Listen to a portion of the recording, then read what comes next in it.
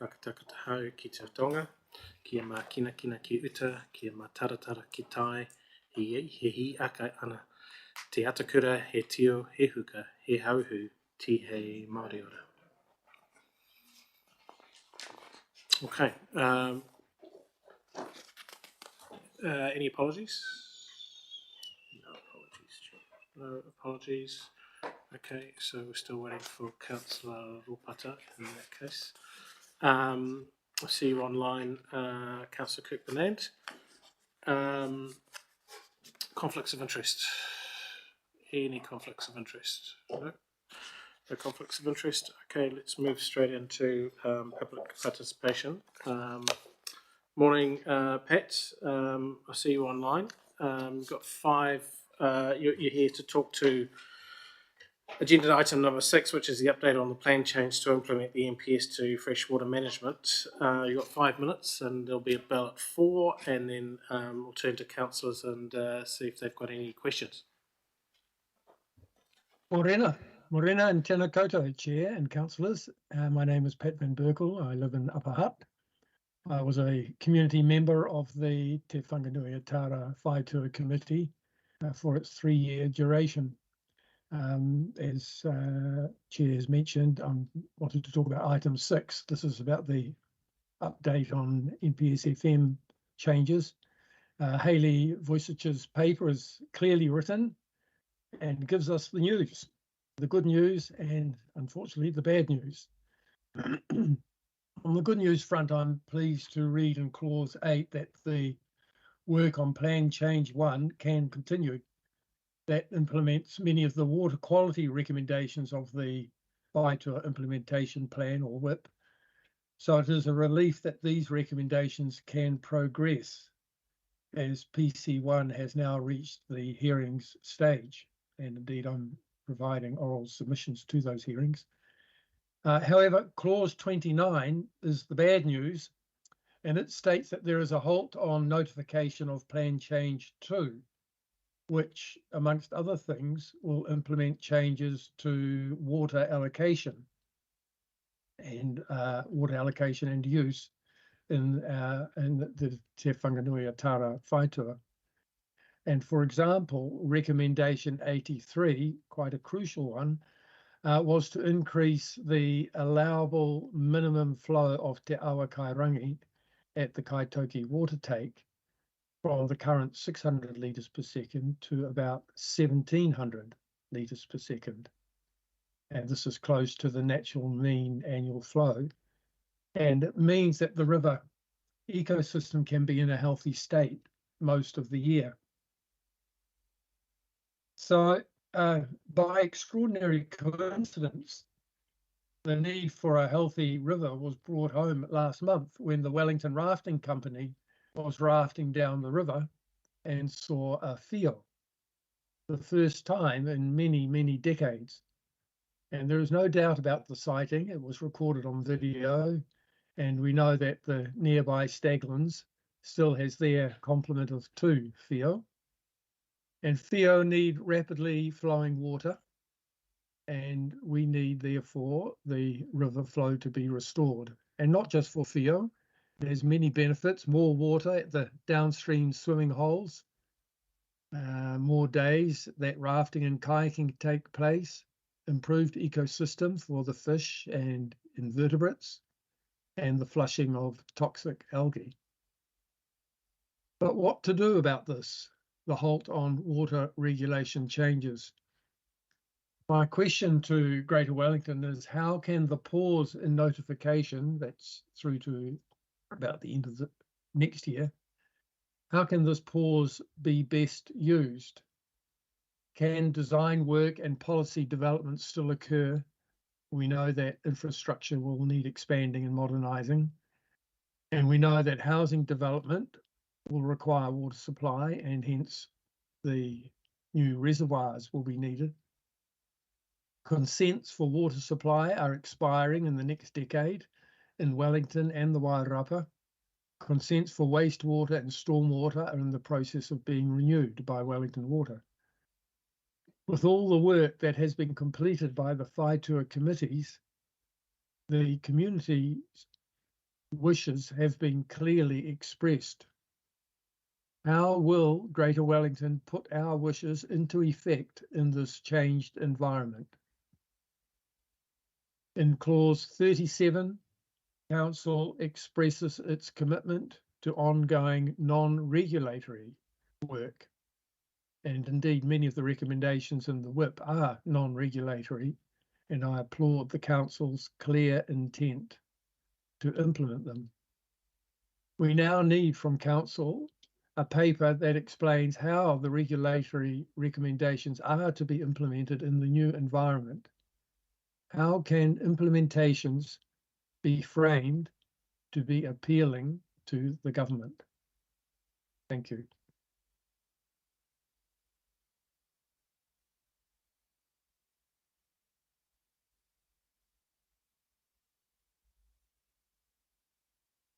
Thanks, Pat. Sorry about that.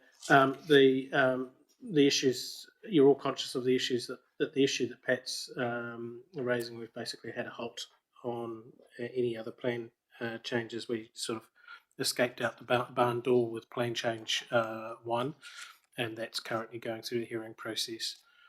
But we now are in the position where we haven't captured many of the things that we were going to capture in future plan changes that arose from all of the whaitua across the region. So, having that context from Pat, any questions around that? I think what I suspect, Pat, is that we are going to receive further information on this issue. It's a very live and real issue for us. It affects the work program overall, but we are still to sort of more truly understand what we can really do in the meantime before the switch is turned back on again, which would then be under the new NPSFM. I'm not sure if there's anything more that can be said about that, Fatima. Is there? Yeah, we might deal with that in the paper itself, Pat, when that comes on. If you want to stick around for that. Okay, thanks, Pat. Yes, I'll do that. Thanks very much. Cheers. Confirmation of the public minutes of the council meeting on Thursday, the 31st of October 2024. All those in favour, please say aye. Those opposed? Oh, mover and a seconder. Thomas and Penny. All those in favour, please say aye. Those opposed? No. Sorry. Confirmation of the public excluded minutes of the council meeting on Thursday, the 31st of October 2024. Again, Councillor Staples, Councillor Duffy. All those in favour, please say aye. Those opposed? No. Update on the plan change, work to implement the national policy statement on freshwater management. Morning to you both. Welcome back, Fatima.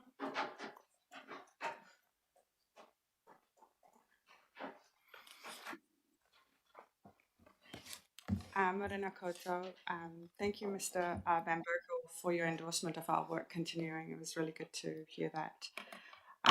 Kia ora, Council. Haley Vucic wrote a really good paper that describes the Council's position on already notified plans post the amendment to the RMA that came on October 22nd. Haley, today's not her non-working day, so she couldn't be here. So the paper covers in detail that we are continuing with Plan Change 1 and RPS Change 1. And I think the Council was keen to hear about the summary of appeals to the RPS Change 1, and Nicola Arneson will cover that briefly after I finish. And in terms of what this amendment means on further plan changes, we have covered that in the paper as well, that the direction in this amendment bill is quite clear, that we cannot continue with further notifications on the freshwater appeal process. However, that doesn't mean that the work that continues from, seeing WIP implementation through, understanding how we think about a framework for water allocation in the Wairarapa, that work hasn't paused. We are continuing our discussions in the background in the hopes of receiving a draft NPSFM in the new year, seeing how that aligns to the existing WIP recommendations, particularly in the regulatory space. And then we can, do a piece of work that then builds on the plan changes for future notifications. So it's not to say that the work pauses behind the scene. We are continuing with the discussions. However, PC1 is an important process for us. We've initiated this process with a lot of investment. It is seeing the NPSFM 2020 through.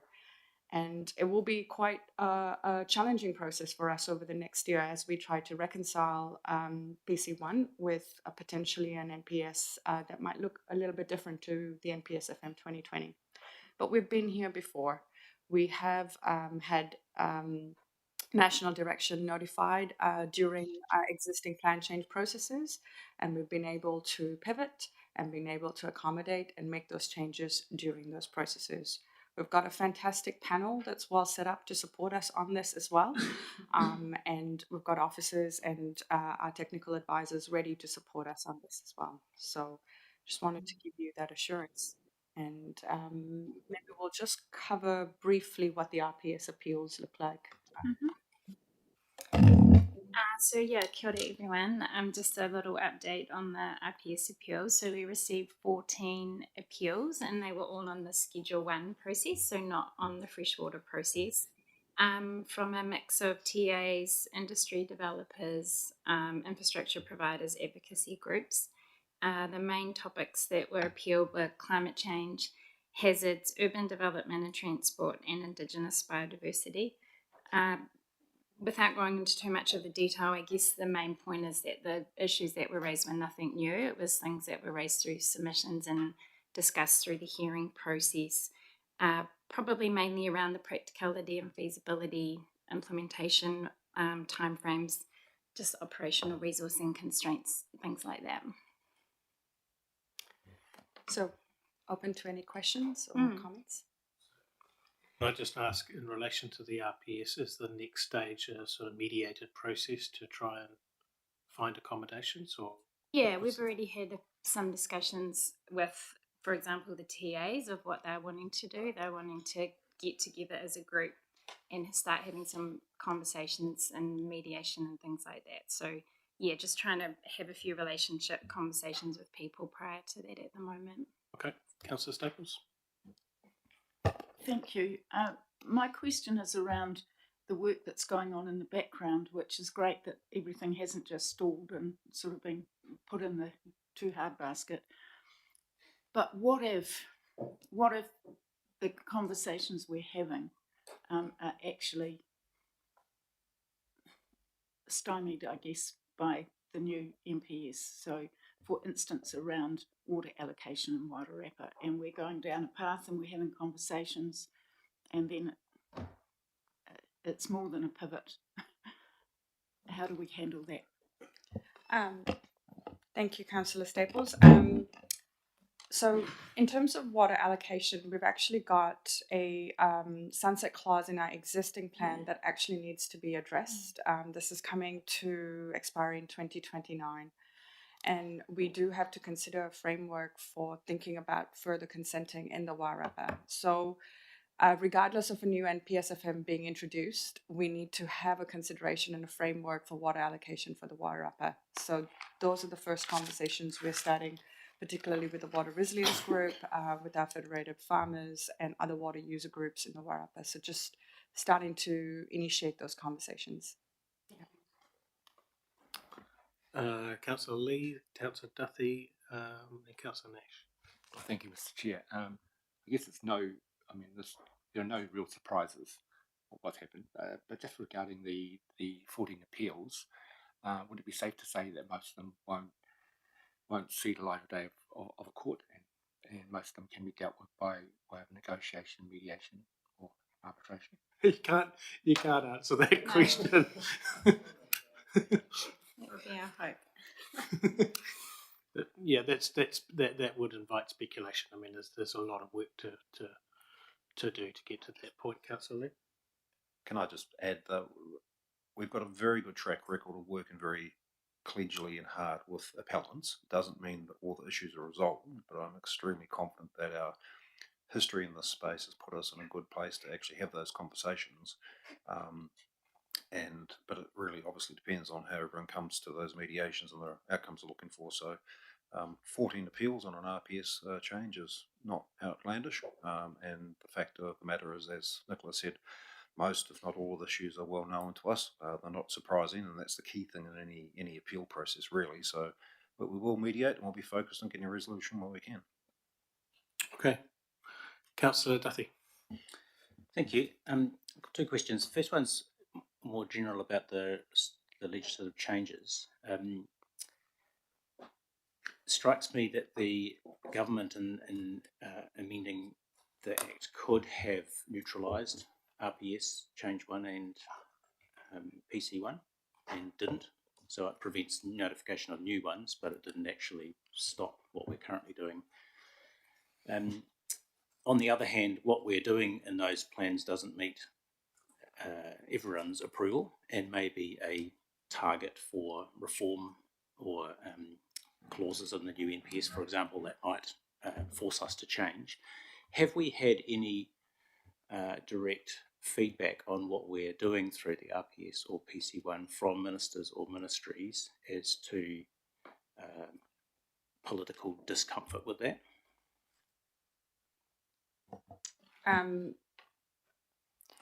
We've checked with the Ministry for the Environment about any further amendments that we might see that might apply to notified plans, and they've assured us that that's not in the plan of their work program. And I think it is positive that we've been invited to engage in a process of understanding what the new NPSFM policy positions would look like as well. So that's very specific to our council and a few other councils that are quite involved in a plan change process where a new NPSFM will have impact on our work program. So we've been invited to participate in that process to understand what further policy positions might be, and including influence potentially those policy positions as well. Sounds positive, thank you. My second question relates to the topic of water quantity and allocation in Te Whanganui-a-Tara Whaitua that Pat raised in the public comment. So in the Wairarapa situation, we've got consents with sunset clauses, and so there's a time-bound need to have a framework. In Te Whanganui-a-Tara, we also have extraction consents for Wellington Water and our bulk water supply that have an expiry date on them. What's the implication of that expiry date and the need to have plan rules in place for minimum flows and so on before those consents? How do those two situations compare or contrast? And so what work do we need to be doing soon to prepare for the need for new consents into Whanganui-a-Tara for bulk water extraction? Oh, I just wanted to clarify. So is that in a consent, that expiry date we're talking about, or in a plan rule? I wasn't... So in the Whaitua report, there's a recommendation that says within, I don't know exactly which year, but soon, the consent to take bulk water from Te Awa Kairangi comes up for renewal, and the recommendation from the Whaitua was to have a new regime of minimum flow and plan rules around that before those consents are renewed. So what's the time frame we're working to there, and are we doing the preparatory work to be in a position to have that in place in time? When we looked at the last Whaitua recommendation reports that came to Council for June, this was one of the recommendations that we did respond to. Understanding water allocation for the areas that we haven't considered water allocation is part of our work program. However, the Wairarapa is the one that we're working on first because that's got a hard time frame. I can't quote on this, but we can come back with a follow-up. I believe the consents for water extraction might be after the sort of hard constraints that the plan has for the Wairarapa. So we've got some time, and there's technical work to do as well to understand sort of the water allocation work for the Te Whanganui-a-Tara Whaitua, and then also for Kapiti as well. So we'll have to do that technical work first. And that's what I was thinking. So are we working on that technical work to prepare for that?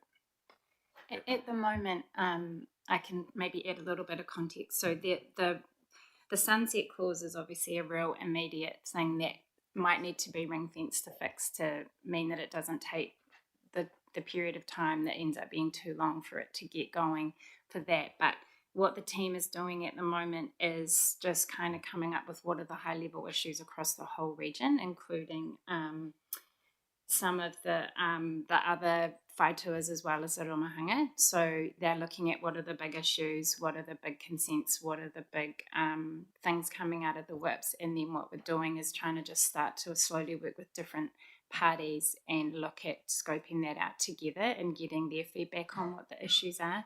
So I'm pretty sure that is going to be covered in that from what I can see, but I can definitely make sure that we include that in our thoughts. Thank you. Councillor Nash. Kia ora, Chair. Kia ora koutou. Thank you very much for the paper. Very good. I guess you were inviting questions and comments, Chair, there, since there's no debate on this item. Is that right? So, but yeah, broadly speaking, I guess I'm thinking from an overall framing perspective, there's a couple of points in the paper that suggest the purpose of Plan Change 1 is to implement national legislation. Paragraph 12 says that, and paragraph 44 says that.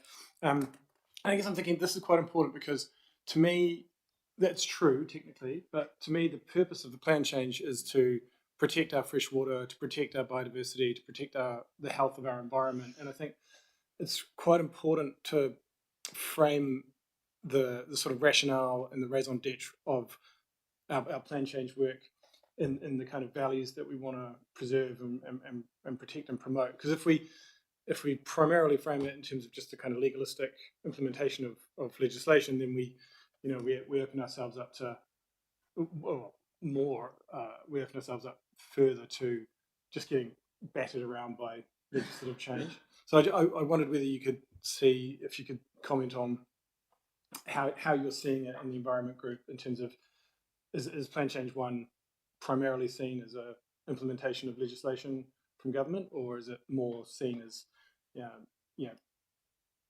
implementing the values of our environment? Plan Change 1 was heavily informed through the Whaitua processes for Te Whanganui-a-Tara and Porirua, and I think if I don't know if Councillor Nash had the chance to listen to Ngāti Toa's submission and speaking at the hearings for Hearings 1, and it was very moving to hear how closely they align and see the aspirations of mana whenua coming through in PC1 and our provisions. So absolutely, it is about seeing the aspirations of our community and mana whenua through. It's good to hear that, and that was my expectation too. I think it's just an important framing point as we go forward, because we are going to be forced into certain positions by national legislation. But if we can stand on the basis that what we're doing is right because it's right, then that will kind of stand the test of time, regardless of what the legislative framework says. Could I just, sorry, while we're just on that, look, Fatima has given an excellent answer. This council set up we actually discussed this at the opening of Plan Change 1, where I actually presented evidence to open. And the nature of that, generally speaking, was we have been on a very long journey with mana whenua in our communities across all the whaitua programs. Legislation has changed throughout. But what has held true is that actually the aspirations of our communities and partners have been embedded in the policy decisions that you have therefore then adopted as various councils. That hasn't changed.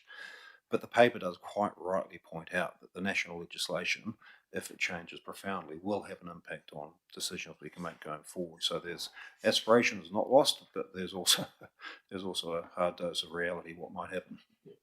Yeah, I totally understand that. I guess I'm thinking, I want to make sure that we're setting ourselves up for the most kind of enduring process that what we can control, we're controlling, and because I think probably, I mean, maybe I'm optimistic, but I think the broad historical trend in New Zealand and internationally is towards greater protection of fresh water, greater protection of biodiversity, greater recognition that the health of the environment is intertwined with your economy and your society. So I think even though right now we might be going slightly backwards on that from current ministerial direction, my anticipation is that overall that broad historical trend will continue towards greater protection. So if we're kind of standing strong there, then it'll be easier for us to kind of just ramp back into more protection when we get there.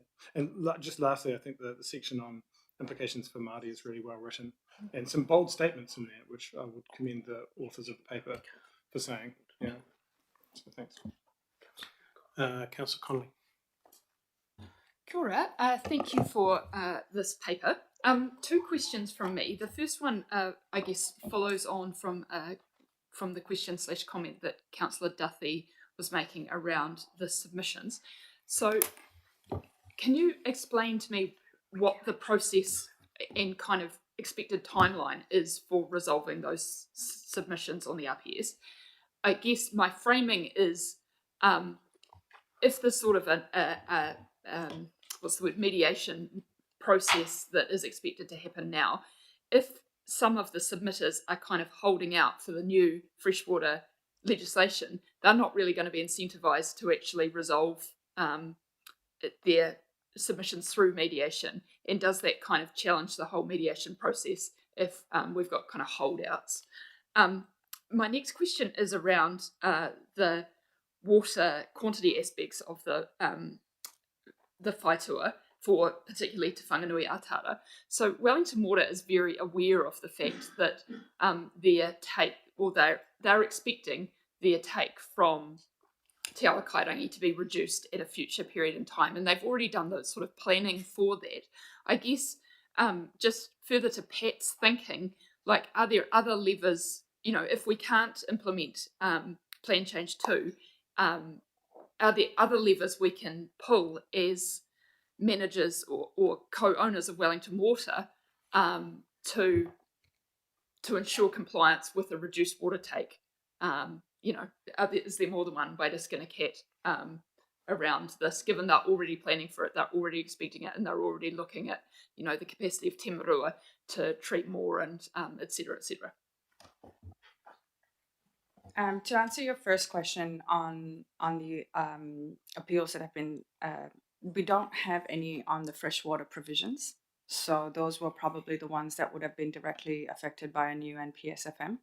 A lot of the provisions that have been appealed are in the climate change, urban development, and the Indigenous biodiversity space. So potentially we may have a new NPSIB as well through the new suite of national directions. So we'll have to consider that through the appeals phase.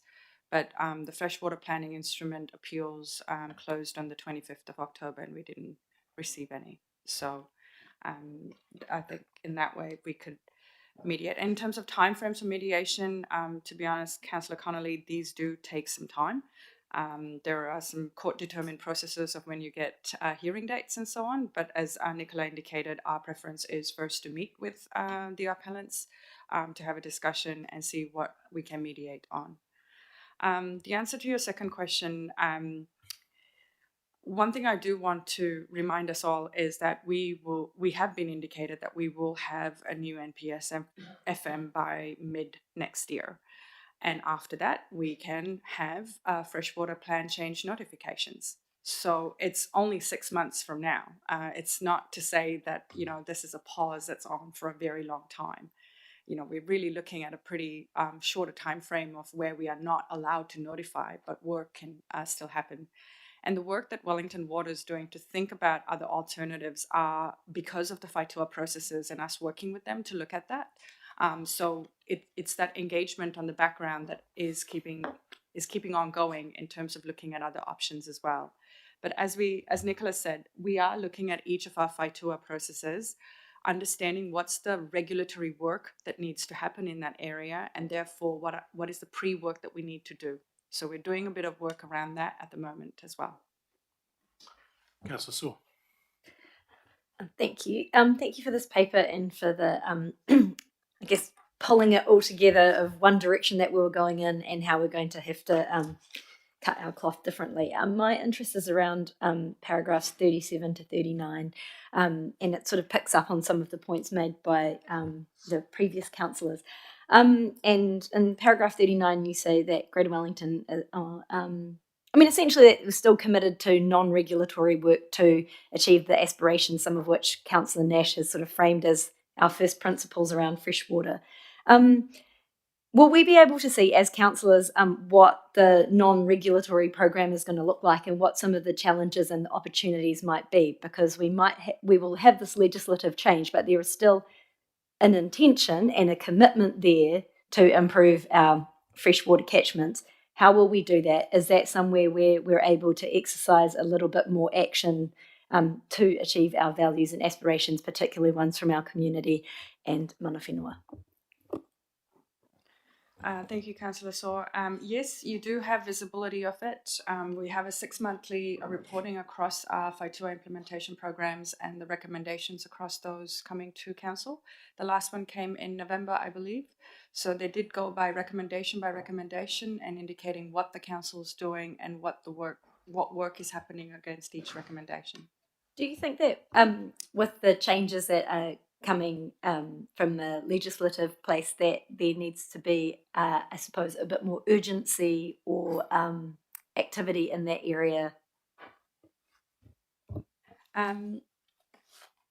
Again, in terms of urgency, we are talking about a 6 to 12 month sort of indication in the legislative sense.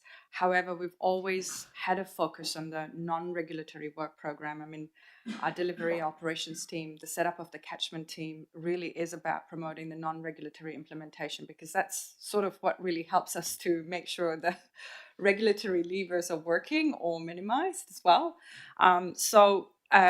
In terms of how we're thinking about the next 6 to 12 months, maybe in the Kapiti Whaitua is really thinking about how we pick up some of those non-regulatory recommendations to go forward with a little bit more support and resourcing over the next 6 to 12 months. On the issue, this particular issue, good question. We're very focused on the non-reg bits, and particularly around the Kapiti. Fatima just touched on that, and Leanne and I were at a hui along with Monica a couple of weeks ago, actually, with Kapiti District Council and 3 Art Confederation members on that, and we have talked very specifically about all the issues that you've talked about today collectively at the council, but particularly around how we work together around the non-regulatory pieces of that Kapiti Whaitua. So accepting there's a change period and it's around 6 months, but we don't quite know what we're going to get out of that. We have all kind of agreed that the most important thing to do is to focus on our non-regulatory work, but most particularly how we do that together and leverage off each other. So it's a very good hui. Leads exactly into the answer to your question in addition to what's already been talked about. And I think there's a really high level of understanding about the nature of the political change at a national level, but more particularly how we forge on regardless and start to deliver some of the outcomes. Councillor Duthie. Question for you, Chair, actually. Just given the high level of interest amongst councillors on this area of work and its dynamic and a lot of things going on behind the scenes, I wonder if a workshop or a series of workshops in the new year to actually explore both the regulatory and the non-regulatory side as the work is unfolding could be valuable to councillors. I don't see any reason why not. That would have to be public excluded because we've got these appeals underway, but yeah, good idea. I'll just also add that this organisation is extremely well connected into the change programs. So from my level through the CEO's group, but also some local government reference group material that's looking particularly at phase 3 urban reforms, which goes into this whole debate. Leanne and Fatima and the team are incredibly all connected at MFE, and Fatima's already touched about some of the programs of work that she's on. So, I think it's well known at central government level the direction of travel this council's taken.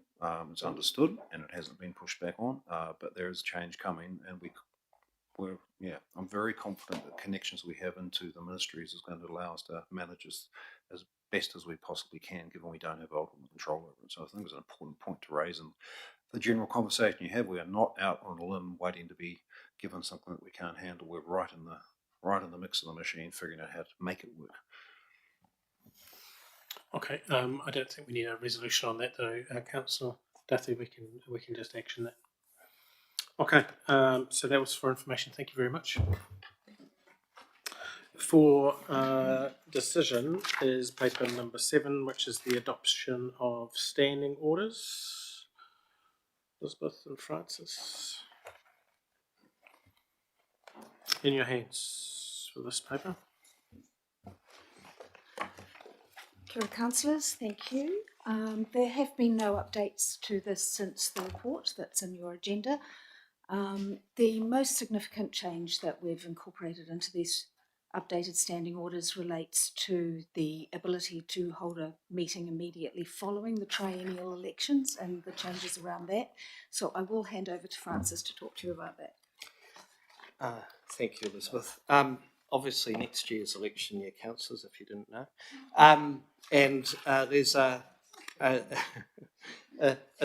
quite a important statutory change which can impact the post-election period, and that's regarding the timing of the first election, the inaugural council meeting, rather.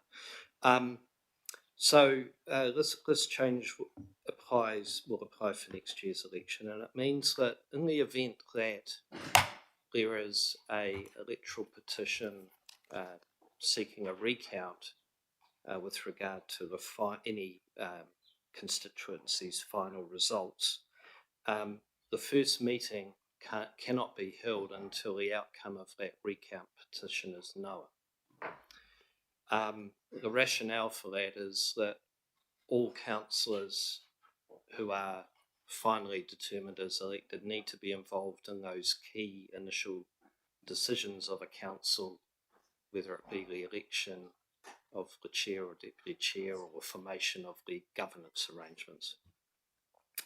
Now, what that means, given we had an election recount petition for the Poruatawa constituency in the last election, would mean potentially a delay in the first meeting could be 4 weeks or more.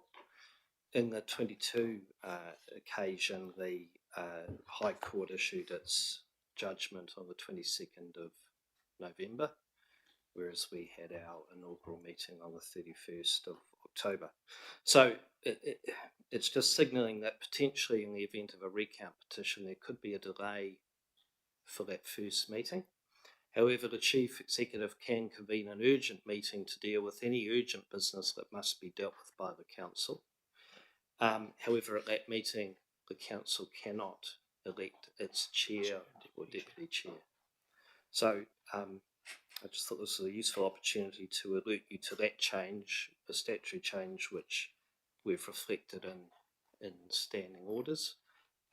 As Elizabeth mentioned, the other changes are set out in the report, and happy to take any questions. Okay, any questions? Councillor Connolly. Hi, everyone.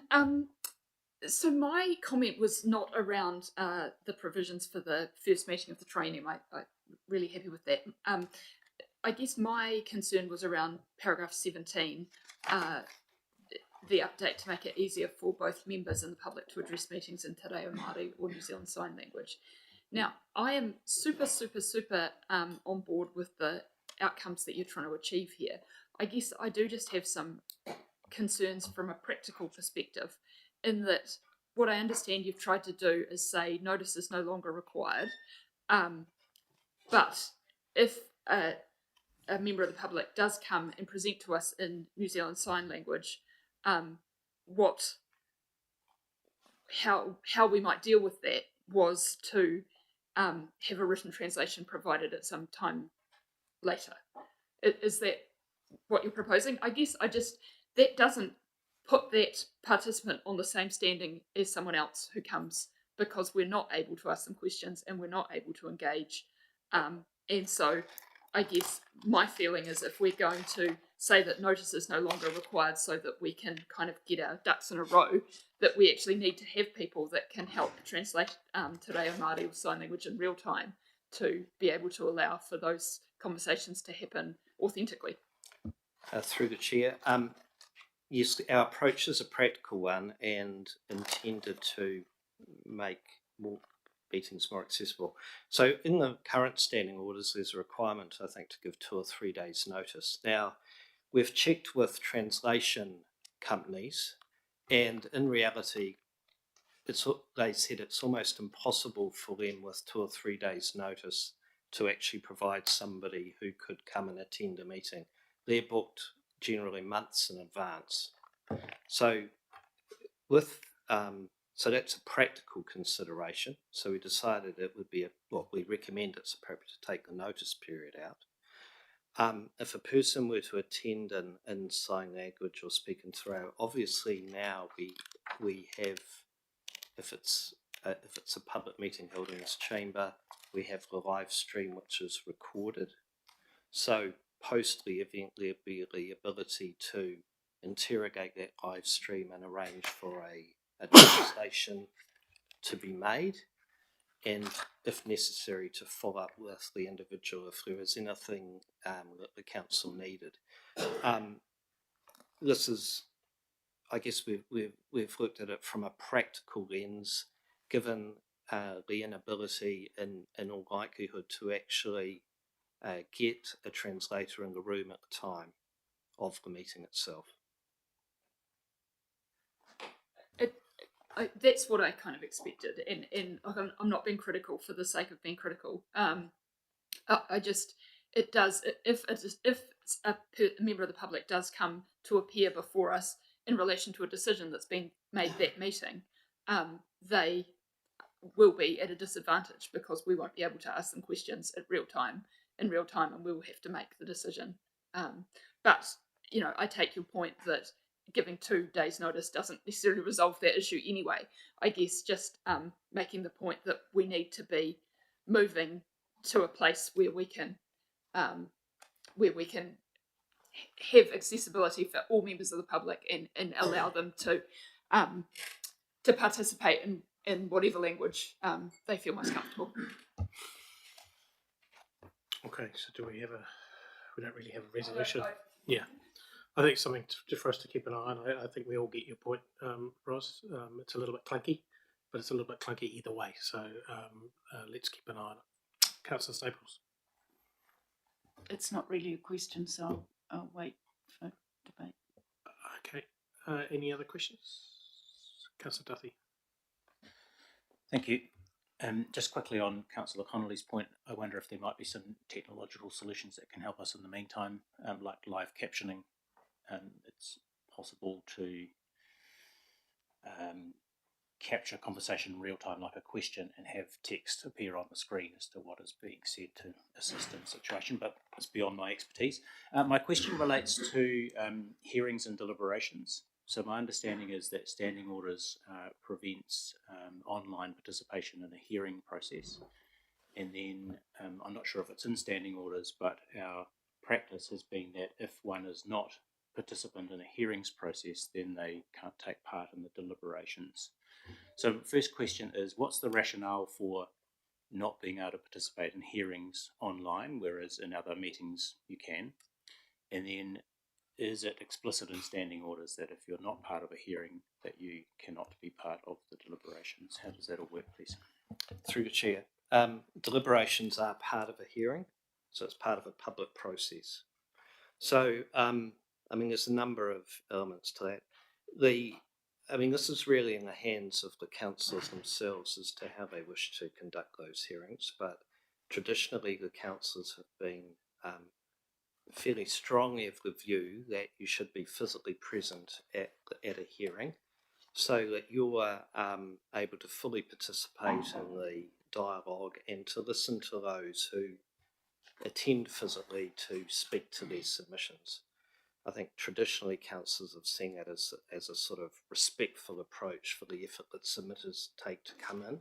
Obviously more submitters these days tend to go online, but it's very much in the hands of councillors as to the sort of culture that they wish to conduct hearings in. There's more there's more of a sort of common law framework around if you haven't been at a significant part of the hearing of the submissions and consideration, involving yourself in the deliberations could create a risk of challenge to decision making. So it's important to attempt to, in the first instance, be present for the entirety of the hearing, or if that's not practicable for any councillor, they should inform themselves of the matters that were raised for any period of absence that they were there, so that they can fully participate in the deliberation component of the hearing. And the deliberations are held as part of the public process as well. So a follow up there. Is it explicit in standing orders about the voting on the deliberations aspect if one hasn't been present for a significant part of the hearings? And if it's not, is there a potential for conflict where councillors or the chair might not think it's appropriate that someone attends, but the councillor says, well, it doesn't say I'm not allowed, I can't. So does it need to be, would it be better to be explicit? That aspect is a standard provision in the terms of reference when hearing bodies are established. So it's contained in the report that council receives to make it more, I guess, explicit that when council is establishing a hearing body, this is a provision that councillors are expected to observe. I mean, it's not a hard and fast rule. It's more a matter of good practice. And as I say, if a councillor was absent for did not participate in the listening to the submissions, but then involve themselves in the deliberations, it could expose the decision making to challenge.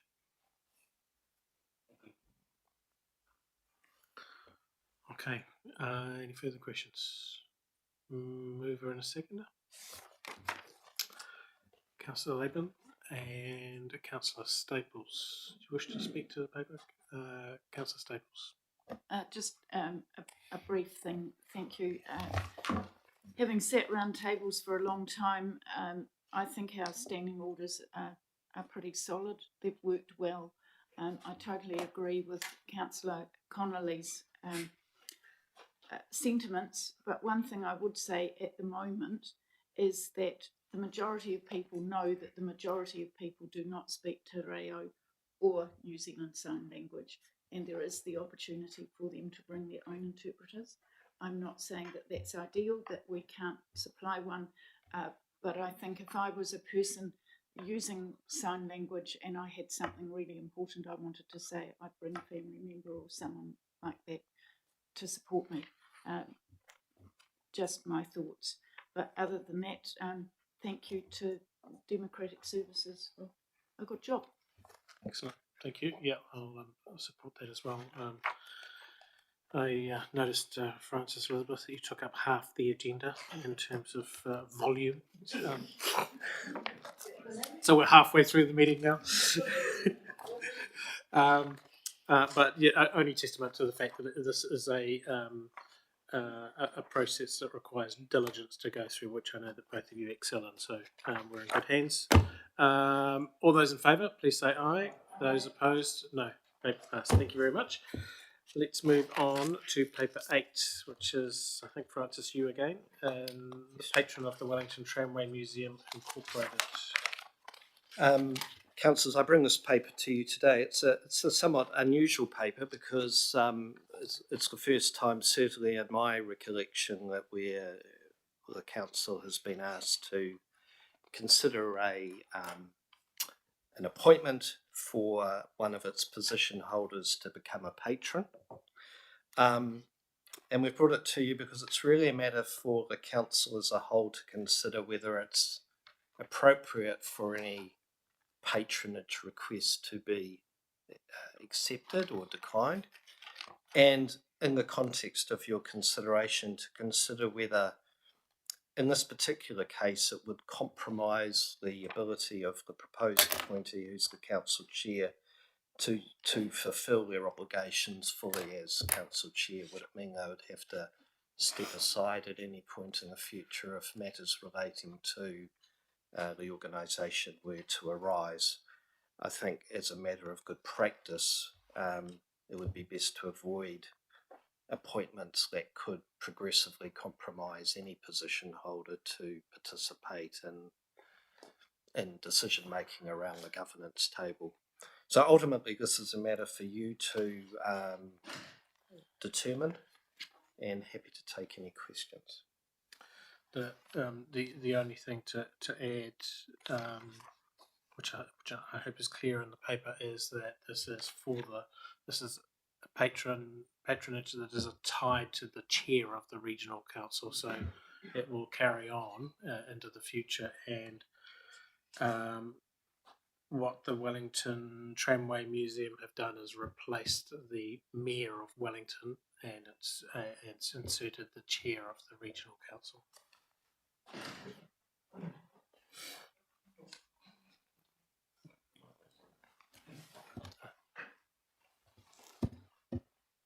Oh, thanks.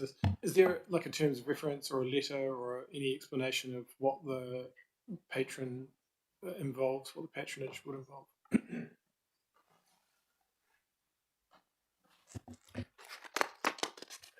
No. I mean, typically a patron is largely... No, there isn't.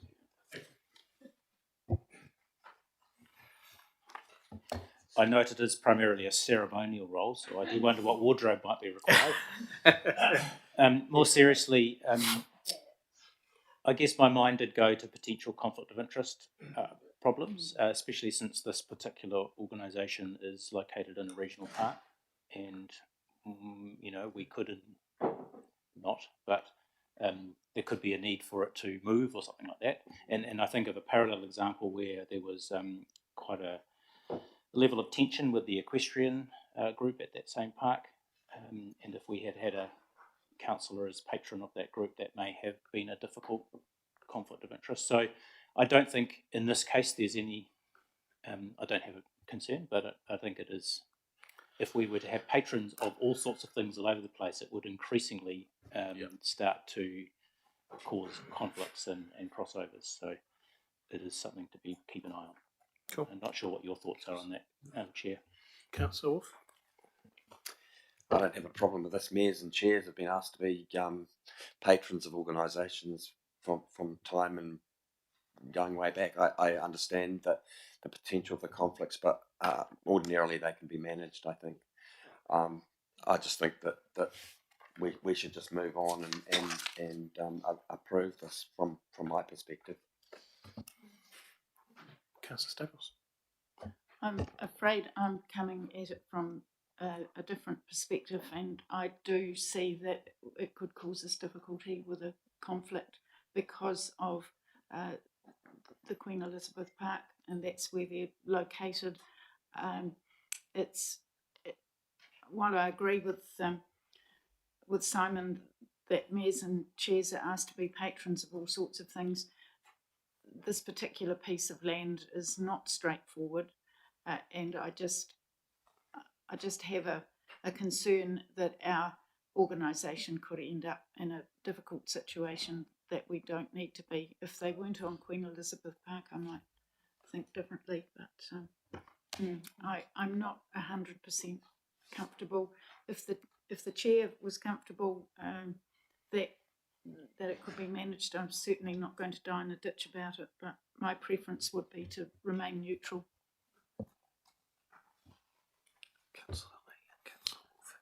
Councillor Lee? Thank you, Mr. Chair. I think there is risk, but the risk is so low, and I think there's a good level of transparency. So I'm quite happy to accept the appointment.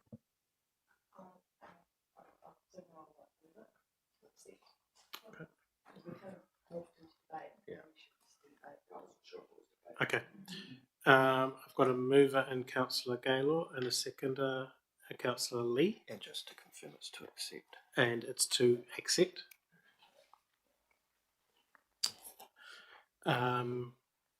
Councillor Gaylor.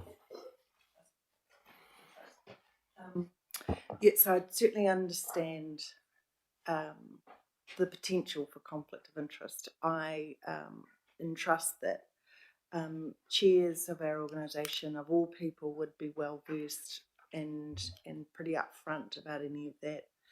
If we need to, having been involved with the Tramway Museum, I think it's just that it so happens to be on Queen Elizabeth Park.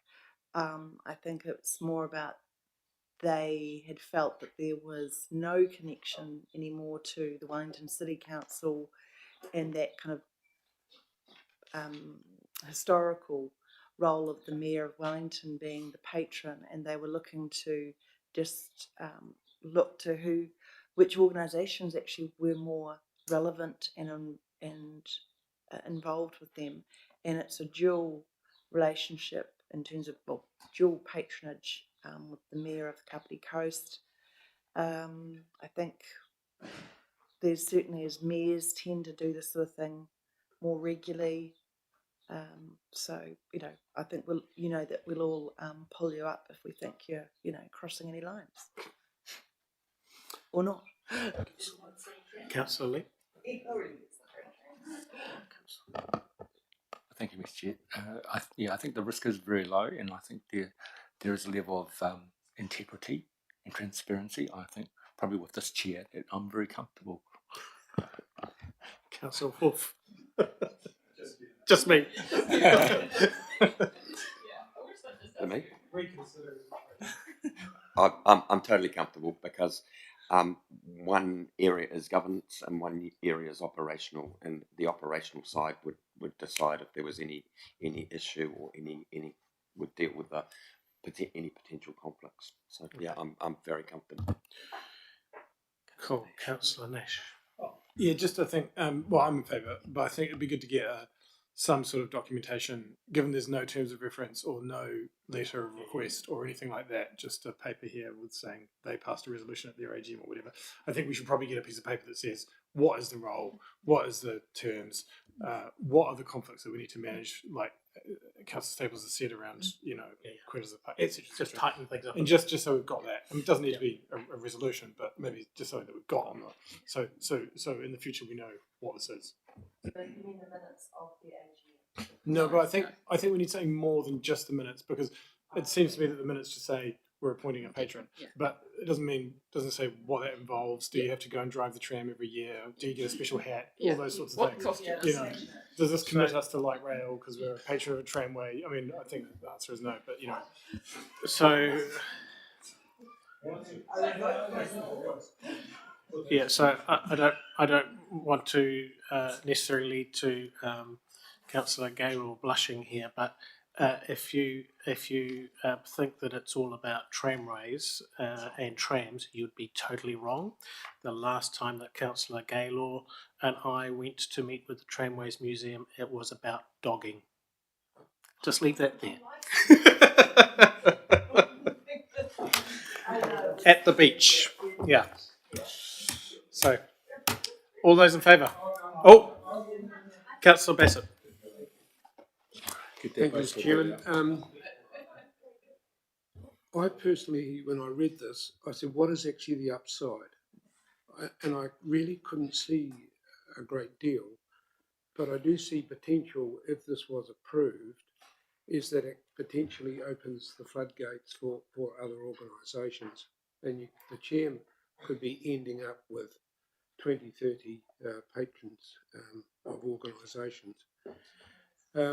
The other thing I think, and Councillor Staples has raised it, this is a particularly challenging piece of land, and I can see potential risk in our chair being involved as a patron of that particular organisation.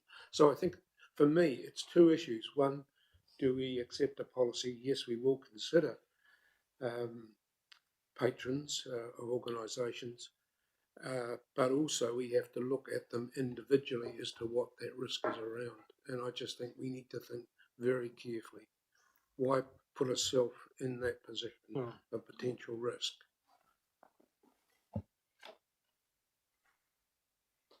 Okay, thank you. No doubt, Councillor Bassett, that'll influence the way you vote on this. Any other councillors? Okay. All those in favour, please say aye. Aye. Those opposed? Do you want to take your names? Record it. Yeah. two. Don't have Councillor. Councillor Kirkman, can you just signal which way you voted on that? I was in favour. Okay, thank you. Carried. Carried. Yeah. Right, I'm going to take a break at this point. 15. Well, you need to oppose. We'll come back in 15 minutes. Yeah.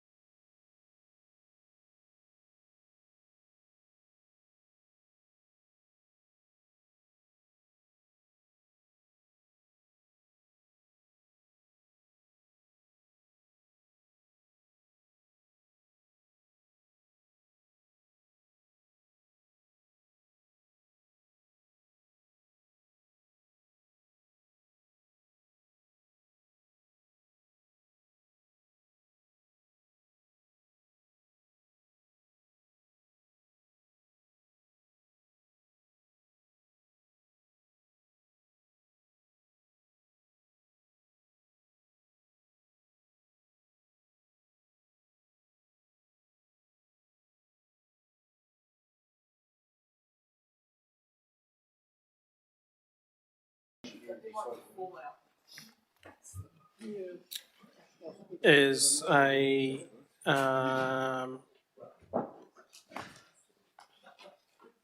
perfunctory sort of paper, appointment to the Regional Transport Committee. This paper is revoking the appointment of the Deputy Mayor, Lawrence Kirby, from Kapiti Coast District Council on the RTC, and appointing Martin Halliday as the alternative member for the Kapiti Coast District Council. Do I have a mover and a seconder? Moved by Councillor Bassett, seconded by Councillor Staples. All those in favour, please say aye. Those opposed, no. Paper passed. Statement of expectations for council-controlled organisations. Sarah, how are you?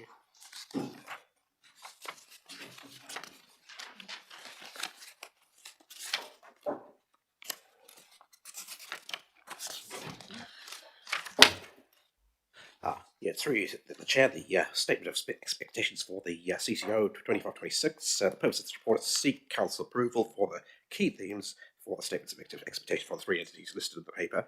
The statement of expectations provides guidance for each entity as they work on their draft statement of expectation, statements of intent for the 25-26 year.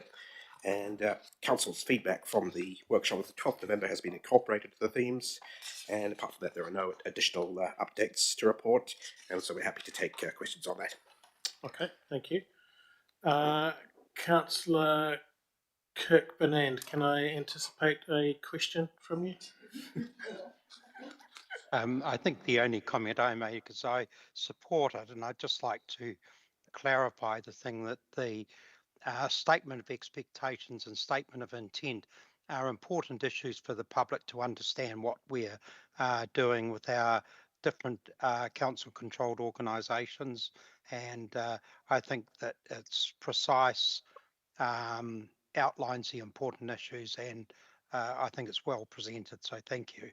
Okay. Any questions from councillors?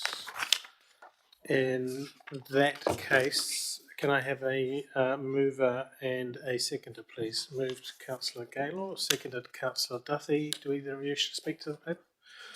Oh, Councillor Duthie. Just briefly to note, with pleasing to see the promotion of public transport for Wellington NZ and the Stadium Trust too as a useful, worded in different ways because of their different roles, I assume, as CCOs. But thanks for doing it. Integrated support for our work as a council. So happy to support. Excellent. Okay. All those in favour, please say aye. Those opposed, no. Paper passed. Thank you. Next paper is 11. WRC Holdings Chair Remuneration. Sarah?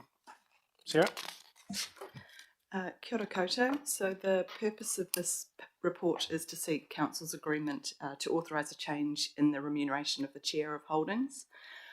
This is a minor change to give effect to the Council's policy on appointments and remuneration of directors, and following the changes to the Councillor remuneration pool, which was for the 24-25 year. So there are no additional updates to the report, and happy to take any questions.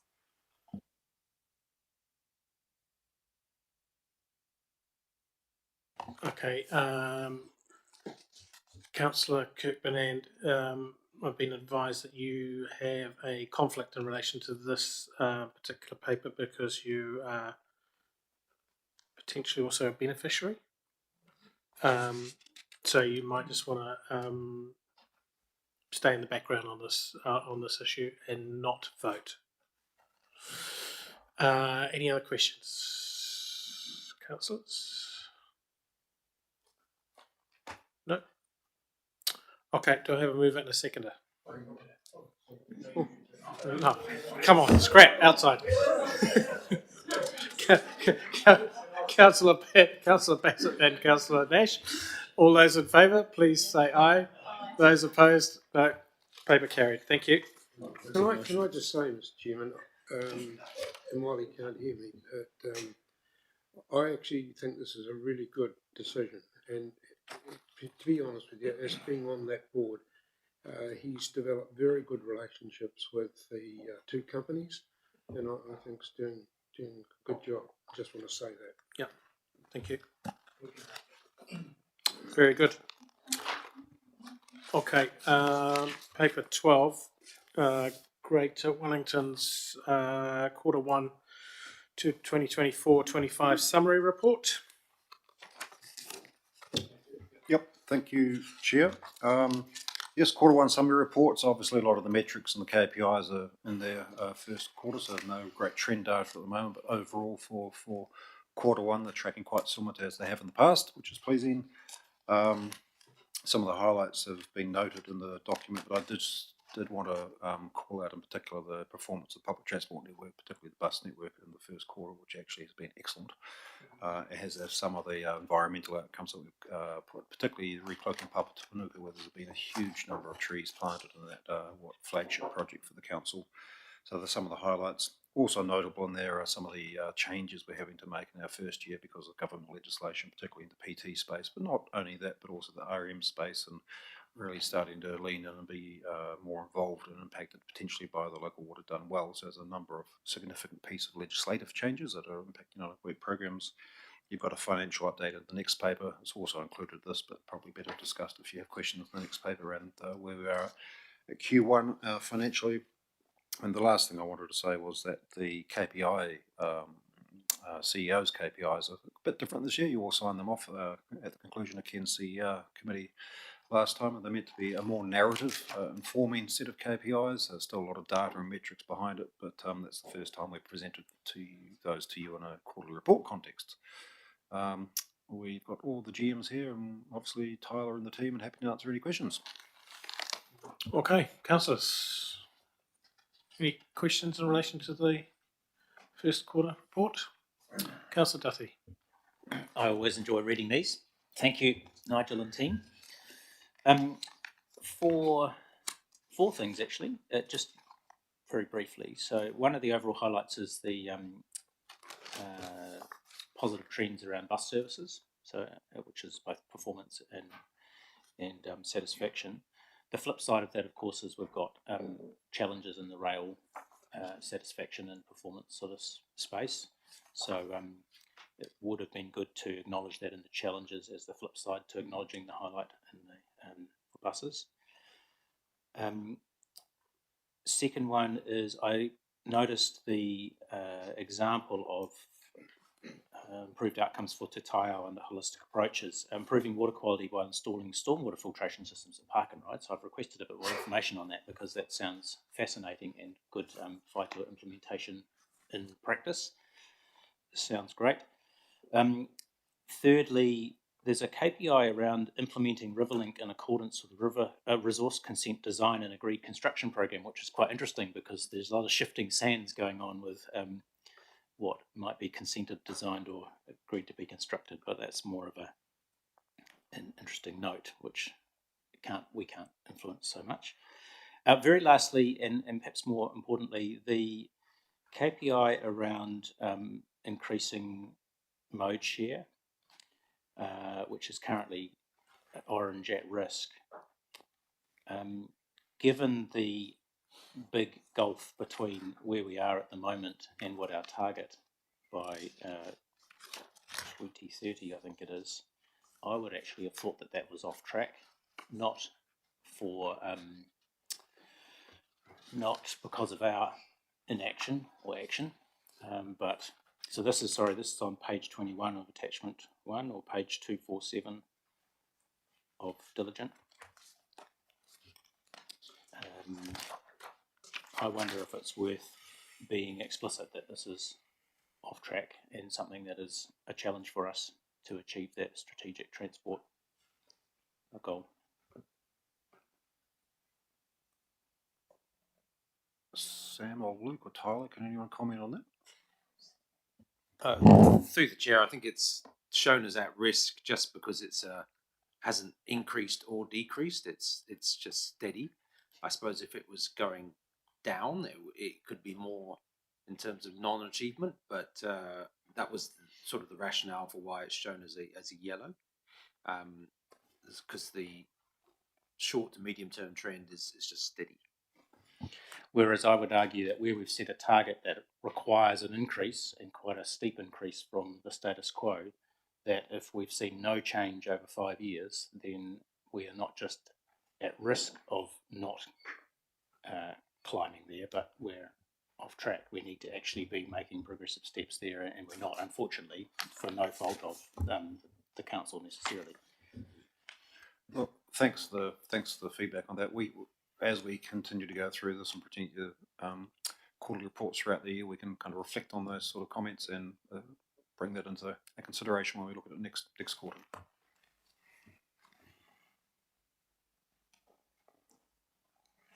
Okay.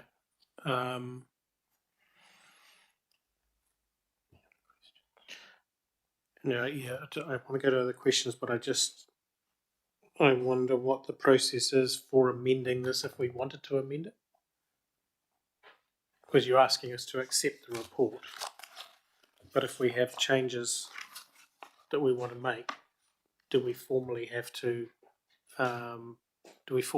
resolve those and then get a change from, for example, at risk to off track? I think what this is a report from officers on the quarter and the performance against the metrics that we've got here. It's not really for the council then to make amendments to it as such. I think we could, if there were particular things you wanted us to note as you disagreed with a particular outcome or thought we needed to do more work or reflect on something, I think we'd capture that as a note that we would come back to you, in the next quarter with having taken that into account. Can I make another observation? I think Luke's right. Look, exactly what Councillor Duthie just did is the purpose of this report. This is an assessment from officers to you each quarter around how we're tracking with our KPIs and metrics, both our LTP KPIs and also my CEO KPIs. It is to bring some discussion and debate to the table. Councillor Duthie's always been very diligent and excellent and interested in the content, hence his questions. So look, I do think if you give us feedback through this process, it's not a formal process of amendment required, but you should have an expectation on us that we actually hear and absorb, and when we go back to the areas and discussions such as the mode shift one, that we'd reflect that back in some way in the next quarterly report. And for instance, if Councillor Duthie's point was a 5-year trend seems to be stagnant, yet we've got an annual expectation of some significant change. Well, that's a fair point and a point well made, and something for us to consider as to how we report on those KPIs into the future. So that's the general purpose of this rather than a formal document. And obviously, as you well know, to change the KPIs themselves, that's a process that's gone through annual plan or LTP processes, which is not an insignificant thing to do. So that would be some response. Okay. In that case, are you happy that we just that further action is noted around sort of drilling down on this a little bit more for the next quarterly report? Okay. Any other questions, councillors? No? Do I have a mover and a seconder for this? In your excitement, Councillor Duthie, will take you as a mover. Councillor Staples, seconder. All those in favour, please say aye. Those opposed, no. Paper carried. Thank you. Finance update.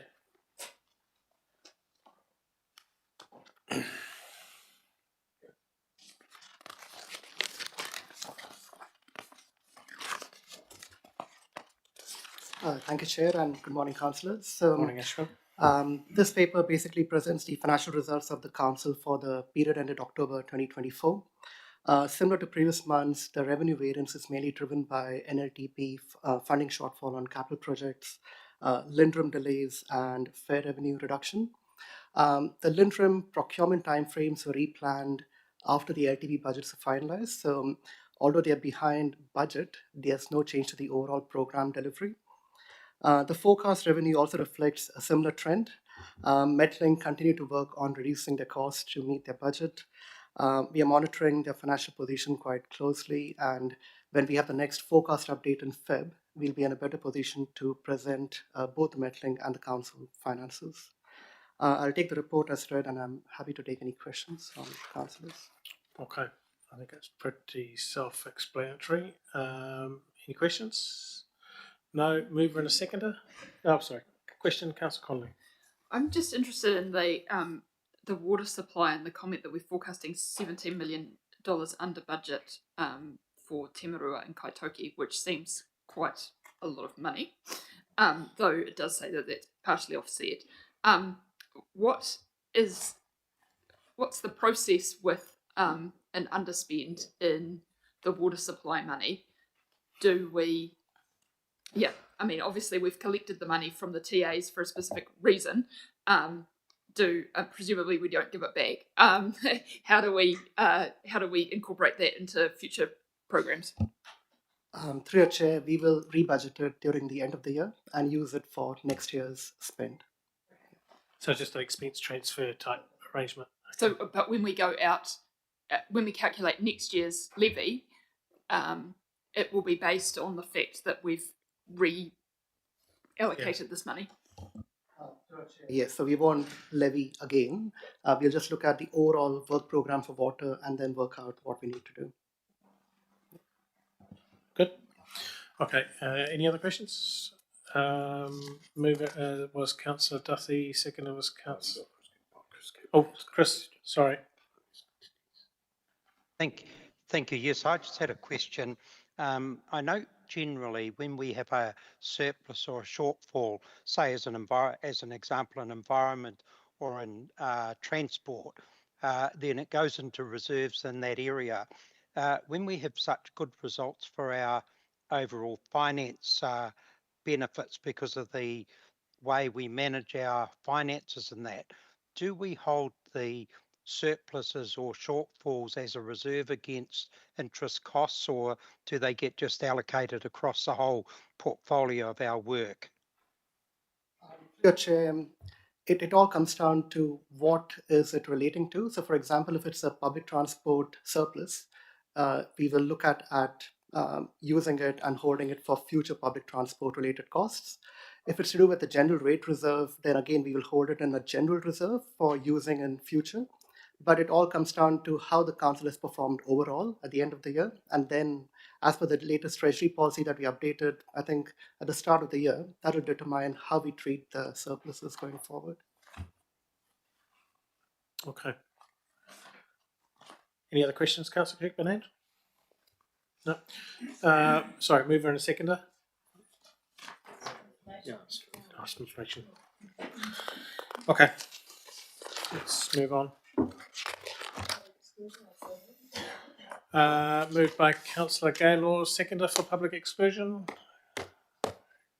Councillor Bassett. All those in favour, please say aye. Those opposed, no. Just